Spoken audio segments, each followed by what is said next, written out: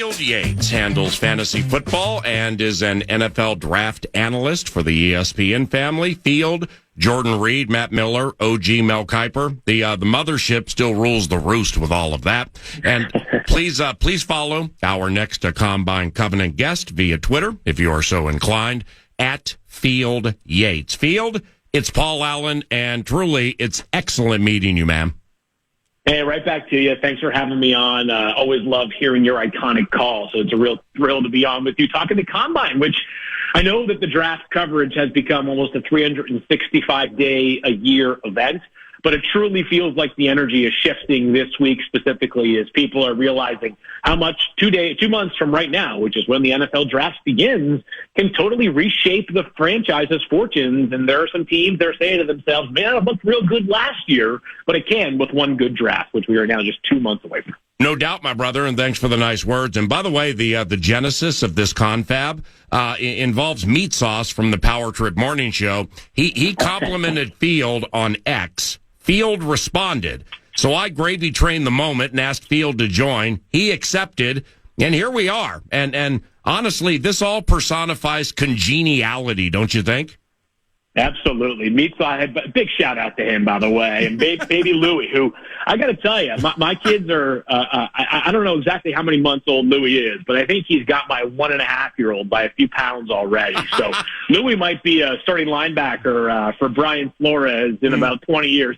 Although Flo will probably have already gone on to become a head coach and a successful one at that for some other NFL franchise over the next 20 years. But the prospects are very bright. Hey, Sauce, Louie got a mention from Field Yates. That's really cool. Since Sauce triggered this get-together, he provided me 3 draft-related questions to pose, and that's next. But first, your name, all right? Field Minister Yates. Field, why were you given such a regal name? That there has to be a story behind that. It's a beautiful name. There certainly aren't too many of us out there. I've met a couple of Fieldings, or there was a very popular band in my youth, Korn, which I'm sure many of the listeners recall. So there was Fieldy, Korn. But my parents both very interested in having unique names across. I'm one of 3 kids, and my sister is Caddy, like a golf caddy. My brother, who's almost 40, is Taylor, and that was 40 years ago. Taylor was a somewhat unique name, but my name was always one that had been like a middle name in our family, and my mom especially was championing the idea of just going with Field. It was quite foresight for her, as it's fairly relevant to the work that we do these days. It feels like a sporting name. Unfortunately, I didn't get all the athletic traits that you would imagine a guy named Field might have, but everything else worked out okay. And then Minister is my mother's maiden name. That one's a little bit more straight and to the point, but still a name that I carry with a lot of pride nonetheless. Yeah, that's beautiful, man. Thanks for sharing. All right, Minister, time to preach about the draft. First 3 courtesy of my surrogate, Paulie Lambert, father to Louie. Number 1, is this the weakest quarterback draft in recent memory, and what do you think of it? Yeah, I think it's better than the year in which we had Kenny Pickett and Malik Willis and Desmond Ridder, which was 2022. But I don't think it's a clear-cut, obvious, you're going to find your future quarterback in this draft. And it's such an interesting parallel because while the succeeding year to a draft is not the only one that matters. As a matter of fact, in some ways, it doesn't matter, right? What happened last year is done and in the past. But it's hard not to think about last year's class and the fact that we had 6 in the first 12 selections. And I think back to guys like Brock Bowers falling down the board to 13, and you're saying to yourself, how could a guy who went on to have the greatest rookie season for a tight end ever, unless you want to count Mike Ditka's 14-game season back in the day, which was ridiculous as well, fall to 13th? And it's like, well, there were 6 quarterbacks that went in the first 12 picks, and if you're good enough at quarterback, you're going to go really high. I think this, and this is my own personal evaluation, we'll see how much things change over the next 2 months. For me, I don't anticipate them changing a whole lot. I think that Cam Ward is a justifiable number 1 pick in the context of this class with the other quarterbacks and where Tennessee is right now, which is without a quarterback solution. But I don't think he would have been anywhere close to the number 1 pick a year ago. JJ, of course, was the 5th quarterback taken. He was the 4th quarterback on my board last year. I'm not sure Cam Ward would have gone ahead of JJ McCarthy or Michael Penix Jr. or Bo Nix last season. not to say he isn't a solid prospect, but when you have the number one pick and you're taking a quarterback, you're looking for a guy that in a couple or 3 years reshapes the fortunes of your franchise. And I don't think that Cam Ward is as good of a bet as some of the guys that have gone number one overall in the past, let's call it a half dozen years have been. Ain't no doubt about that. Then you have the polarizing Shedeur Sanders, who outside of the interviews is doing nothing at the combine. That was reported recently, and Dion is pulling all of the strings here, I would imagine, and rightfully so because he's so experienced at so many levels. But Shedeur's approach to the combine and just his overall skill set. What do you think? Yeah, so I think that we need to live in a world more frequently, and this may be why I will never have I most likely never have a 4-hour sports radio show myself, is that like you can disagree with someone, but also understand someone's perspective, right? Mm-hmm. You can not like something, but also understand it. So yeah, maybe this is, my background prior to ESPN is working in scouting, having a cup of coffee there. And so I would have loved to see Shedeur out there throwing this week. I would have liked to see every quarterback out there throwing this week. I'm not sure that he'll be the only one that won't participate in the throwing event. But we're in a different world now. We are in a different world of the NFL Combine, to the point that I've talked to people in the NFL that are concerned about what the future of the event looks like. I'm talking about scouts, not the league itself. I mean, last year, Jaden Daniels and Malik Neighbors didn't even measure at the combine, much less take part in the drills, right? So and they went on to have, in the case of Malik Neighbors, one of the great rookie seasons we've ever seen for a wide receiver, and then in the case of Jaden Daniels, arguably the greatest rookie quarterback season in the history of the game. So if those guys are no worse for the wear by skipping out on those portions of the combine, I think there's a chance that we see more and more top-tier prospects go that route.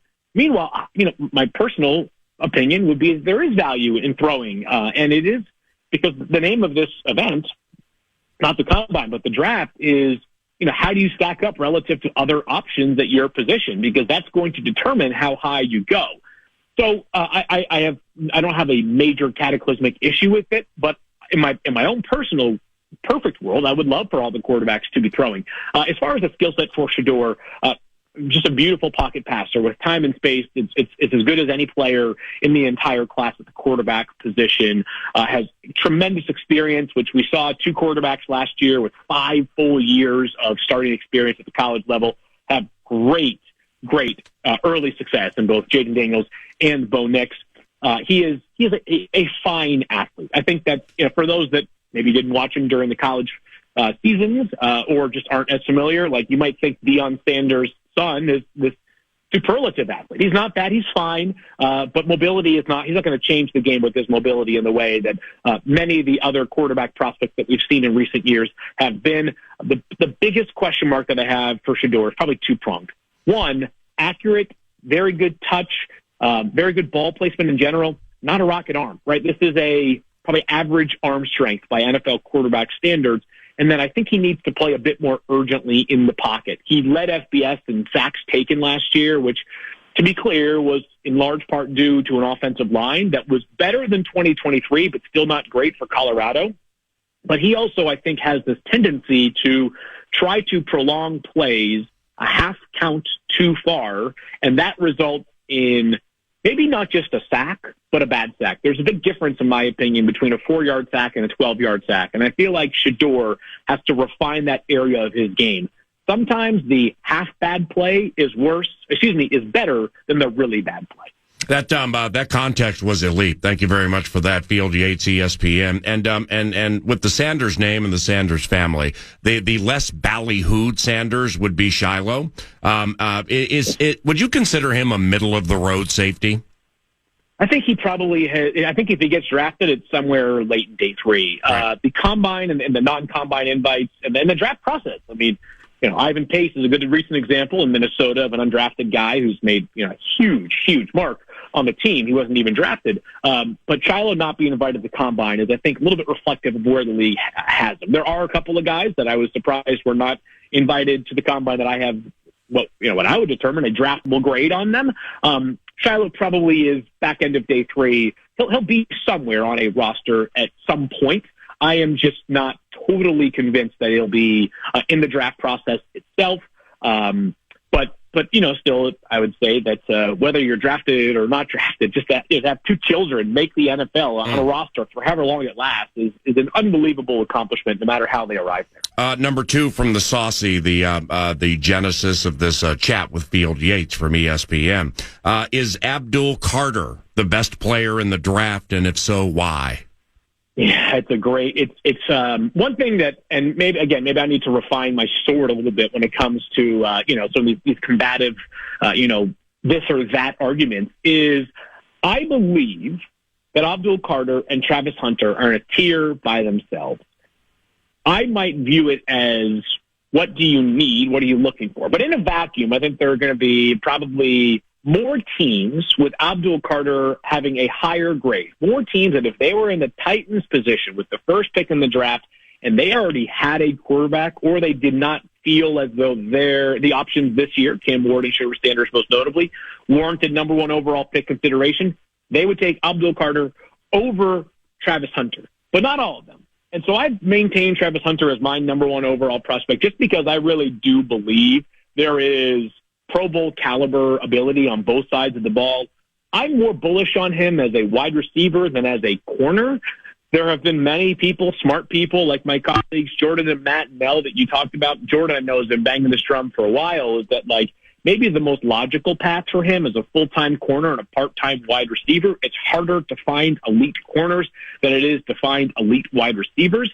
That being said, and I don't need to tell you this, when you have a truly transcendent talent at wide receiver, it totally shifts the way in which a defense plays against your offense. And I'm not saying that Travis Hunter is Justin Jefferson. I don't know that anybody is.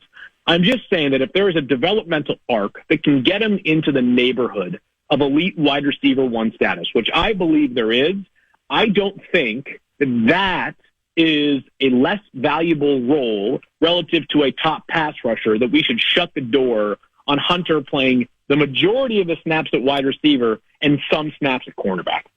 What about a team getting super crafty? It's risky, but it would be clever, coy, and crafty to try to get Travis Hunter to win offensive and defensive rookie of the year.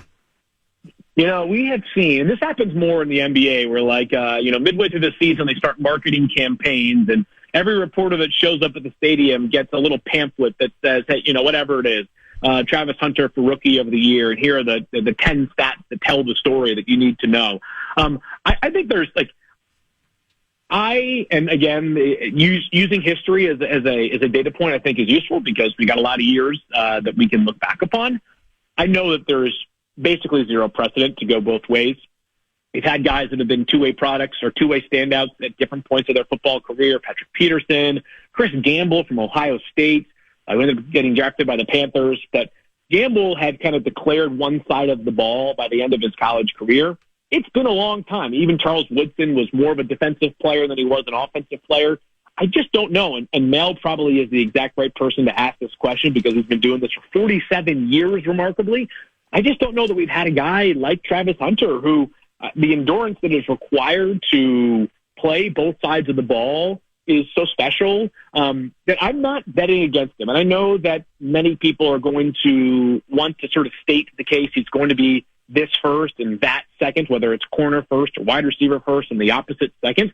One of the most important things that I have tried to talk about with Travis Hunter, and I'll reiterate here, is that when you're talking about drafting him, obviously the physical traits are unique. That's why he's able to play both ways. But something that scouts have consistently talked about with me and it's hard to know when you're not visiting the school and going into meeting rooms or at least speaking to people, maybe not the head coaches, but you're talking to the assistant wide receiver coach or the strength and conditioning coach, whatever it might be, is they have just they have complete reverence for Travis Hunter's work ethic and determination. And they say it's basically like, the guy's playing 115 snaps a game. Like, do you understand the mental sharpness it takes to learn two positions at a high level and the determination it takes to keep yourself in the physical condition required to play that many snaps? Like, that's just hard to do. By the way, he's playing his home games at altitude. He's playing some of his away games now that they're in the Big 12 in Texas or Florida in the middle of September. He's a really rare specimen. So I'm not discounting the possibility of him playing both ways and being a high-level performer to the point that he could be in that conversation for offensive and defensive rookie of the year. Hey, Field, do you formulate big opinions off film watching or steam gathering from reliable and trustworthy sources? Yeah, I use the film as the start. That's my starting point. Is that and that process begins, and it begins May for the following draft. Like, we'll take the few days after the draft to kind of catch up on what took place and really process. Like, the Vikings took J.J. McCarthy and Dallas Turner, and got it. Now I understand what the team might look like. But it begins in earnest, and obviously so much can change from the beginning of going into a player's final college season to the end of his college career. But that's the starting point. And then I'm talking to scouts almost literally every day. But during the season, you start to really dive into, okay, what are you guys hearing on the player, on the human?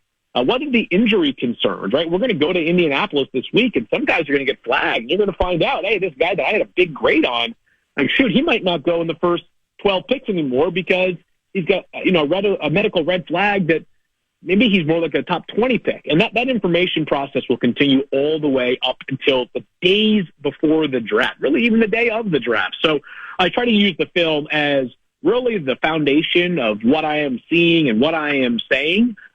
But it would be, to me, irresponsible to not, if you have the means to do so, try to get some context from the league, because there's always information. But scouts who are grinding on these players 365 days a year and driving to locations all over the country, some of them very remote, and sometimes going to small schools to find a guy who might get drafted. Heck, one of my favorite day 3 prospects last year, Levi Drake Rodriguez, the great Minnesota Vikings 7th-round pick, who I still have optimism for. Every week when the inactives came out, he was a healthy scratch, I was saying to myself, one day LDR is going to be on the active roster and make his mark. But that's a remote school in, I believe it's called Waxahachie, Texas. Right.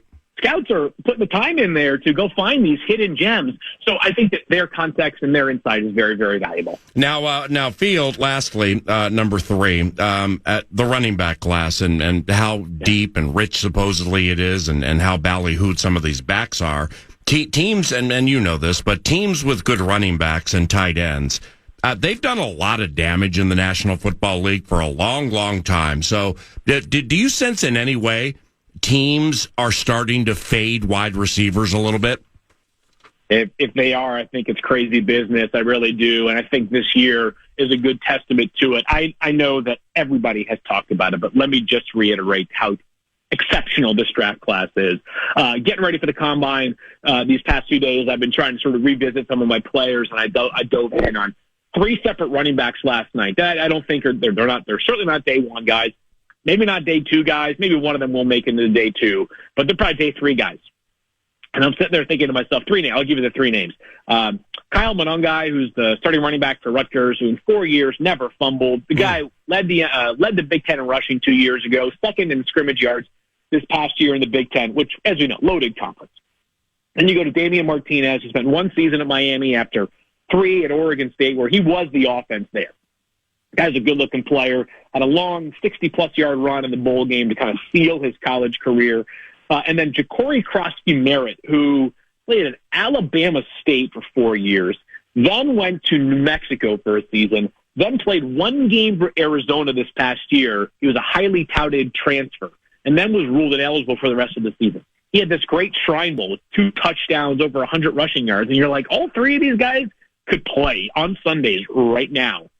But if there's 35 of those guys in this year's draft class, I'm the team that's saying, grab the good wide receivers early where you can get them. Not that the Vikings have a wide receiver issue, but, I don't know what happens with Aaron Jones here over these next couple of weeks. It sure seems like the team and the player are interested in finding some middle ground to bring him back. But even if they do, and even with Cam Akers and Ty Chandler playing the way they did last year, I think every NFL team would be at least wise to think about a day 3 running back, because the class is really, really exceptional. NFL draft analyst Field Yates with a Combine Covenant, 9 to noon. And you can follow him via Twitter at Field Yates. A few more here to close. So say the Vikings stay at 24. In Field's latest YouTube mock, it's defensive tackle Derek Harmon to Minnesota. Why do you like that one? Yeah, to me, Harmon would be sort of this, as we know, the past couple of years, the way that the Vikings have deployed their defensive tackles has been very, very interesting. A couple of seasons ago, light on overall defensive tackle deployment. But what we didn't see a lot of this past season was pure sack production from the defensive tackle spot. And sacks can be a bit of a misleading number because, there's more to the play than just who finishes with the sack. Sometimes it's somebody else does the dirty work, and the player falls on the quarterback for a sack, right? But they all count just the same. But the sack production was modest this past year. Derek Harmon led all defensive tackles in the FBS in pressures in his one season at Oregon. He played 2 years prior to that at Michigan State. He's a Midwest kid, so I guess it would be kind of a homecoming of sorts there. But I think there's more to him than just rushing the passer. He is big. I mean, this guy is mountainous. He is a hard player to miss, but a very good athlete. He's got tremendous strength at the point of attack. Big fan of the player and the way that he broke out this past season. So thinking about not just what the Vikings need now, but what they might need in the future, continuing to attack that interior of the defensive line, because we saw, I don't know how much better you can do than in free agency than the two edge signings they made last year in John Grenard and Andrew Van Ginkel. But to have a couple of guys to help you attack from different angles along that defensive front and that Brian Flores team, something I'd be a big fan of. I understand their draft capital was limited. That being said, the Vikings do have opportunities to really enhance this already very good roster. So what is so eye-opening with college defensive tackles this draft? Because position flexibility, as you know, is so important. And you can be a nose or a three technique in college. Then all of a sudden you're a defensive end in the National Football League. Some of these guys get moved to edge. But overall, as what they did in college, these defensive tackles, what are you liking so much? Yeah, so I think the big thing that we're seeing is you got to go back to not this past offseason, but the offseason prior to that. And we saw this explosion of the defensive tackle market. Guys like Jonathan Allen and Deron Payne, and Quinn Williams, and we saw this past year Chris Jones, but prior to that, Derek Brown for the Carolina Panthers and Christian Wilkins for the Raiders this past offseason. But the ball really started getting rolling 2 years ago. And the common thread amongst those highly paid defensive tackles is this. They all can rush the passer. And this year, you've got that same dynamic in play. There are some guys that are going to make their money stuff in the run, but these players that can disrupt the passer, I just think are so valuable for a lot of reasons. One, as we know, you put a quarterback under duress, even the very best. We saw it in the Super Bowl. The Chiefs had no answer for the Eagles pass rush, and regardless of how brilliant Patrick Mahomes was, they were basically playing with two hands tied behind their back on offense. So you can rush the passer, you've got a real chance. And I think what's really cool about this defensive tackle and running back class too, but just to focus on the defensive tackles, is you've got different shapes and sizes. I mean, even Michigan itself has two defensive tackles that I think are locks to go in the first round, Mason Graham and Kenneth Grant. Kenneth Grant is gigantic. He was, and we'll see for sure what his actual weight is this week in Indianapolis. But it might be closer to 340 than it is 330, and the guy can really move. Mason Graham, his teammate, looks small next to him because he might be only 317 pounds. So you've got guys of all different shapes, sizes. Derek Harmon, who I mentioned from Oregon in my mock. I mean, this guy looks like he could play basketball. He could grab you some rebounds for the Timberwolves right now with his length. You've got guys of all different shapes and sizes, but so many pass rushers. And in today's NFL, if you can rush the passer, you've got a real chance to not just be drafted early, but eventually one day make a ton of money as a defensive tackle. Lastly, my man, and locally with the Golden Gophers, Ariante Ursary and John Joyner, plus some others. The Gophers have some good guys heading into the draft. What do you think? Yeah, Justin Wally I was looking at some of his tape last night as well. Ursary is going to be the first one taken for sure this year from the Gophers. And I just would say this, and you see it on tape, but one of the values of going to the Senior Bowl and for scouts who are going to the games throughout the year is you appreciate a little more when you actually see them in person. It's Ursary is just huge, right? He's just massive. Just to get around him takes time. So, but he's not lumbering. It's not a lumbering, heavy-footed left tackle who you find a twitchy edge rusher who can just bend and get around him. No, he's big. He's got some athletic skill as well. And Abdul Carter, we talked about him a little earlier, is could this be the number one player in the draft? It's certainly a close debate. Watch his game against Minnesota this past year. It wasn't a whole lot going on. Right. So Ursary's stood the test against the toughest test. That alone is evidence you got a chance to be, I think, probably somewhere in like I tend to be more range specific than like round specific. Like I think like 30 to 50 is probably the range for Ariante Ursary. Yeah. John Joyner had a big year a couple of years ago. This past season, the sack production was down. Has really good length though, and just knows how to rush. Saw him down there at the Senior Bowl as well. I think he probably checks in like early day 3 would be my forecast right now for John Joyner, but a guy who obviously helped contribute to a lot of impact plays on the defensive side of the ball over his time, during his time with the Gophers. Justin Wally I mentioned as well. There are a few others. I mean, this team, they've done a nice job with this program. This is Coach Fletch. That's what he's doing in terms of Coach Fletch knows what he's doing in terms of his, recruiting and also getting guys to develop into, NFL caliber prospects.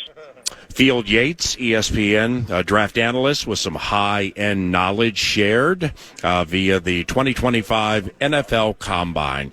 Kevin O'Connell, head coach of the Minnesota Vikings, 25 minutes from now on this radio show from the Indianapolis Convention Center and the National Football League Combine. And we're into the second half of the presentation around the corner on KFAN.